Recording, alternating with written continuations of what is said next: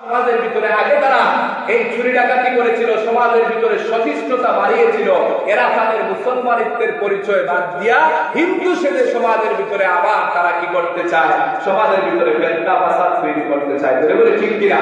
সমাজের মুসলিয়ানে কেরাম ইসলাম হচ্ছে সমস্ত ধর্মের ব্যাপারে কথা বলেছে। আল্লাহ পাক বলেছেন, যারা আমাকে মানে না, অন্য দেব দেবীকে যারা তাদের প্রভু হিসাবে তারা গ্রহণ করে, তাদের দেব দেবীকে তোমরা গালিগালাজ করিও না, তাদের মন্দির গির্জা পেগুড়া এইগুলা তোমরা ভাঙিও না, বরং তারা যদি তোমার দেশের ভিতরে সংখ্যালঘু থাকে তাহলে তোমরা তাদের নিরাপত্তা দাও, তাদের সিকিউরিটি দাও।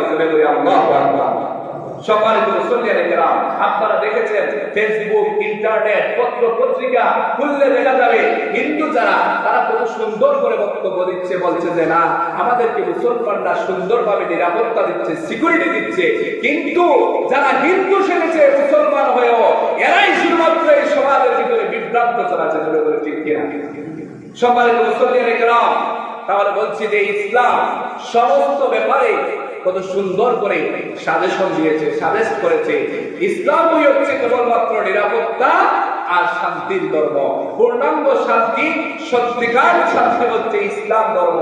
অতএব আমাদের যে সুযোগ বর্তমানে এসেছে, আমরা যাতে এদিক সেদিক না তাকিয়ে 1971 সাল থেকে এখন পর্যন্ত আমরা আমাদের শাসক গোষ্ঠীগুলি দেখেছি, কেউ কোরআনকে চায় না, কোরআনকে প্রতিষ্ঠিত করতে চায় না, কোরআনের আইন চায় না, কোরআনকে রাষ্ট্রীয়ভাবে চায় না।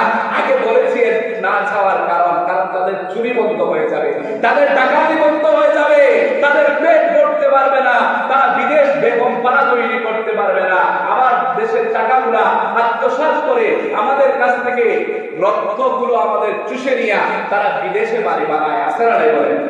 এইগুলা করতে পারবে না, এই জন্য তারা ইসলাম চায় না। কিন্তু মানুষের জন্য যারা নিবেদিত, যারা ইসলামওয়ালা, যারা কোরআনওয়ালা, যারা মানুষের জন্য নিবেদিত, এরা কখনো মানুষের সম্পদকে আত্মসাৎ করতে পারে না। বলে ঠিক কিনা?